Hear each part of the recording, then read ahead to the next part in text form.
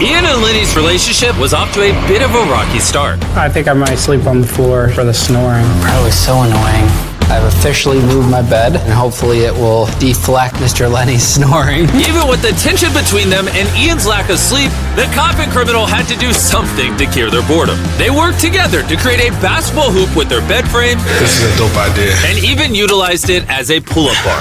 I was not athletic my first prison go-around, so I'm making it up my second one. There we go. It was clear that they wanted some workout equipment. I'm trying to turn a jail body into a beach body. And as usual, I had something for them on day 10 that might help them out.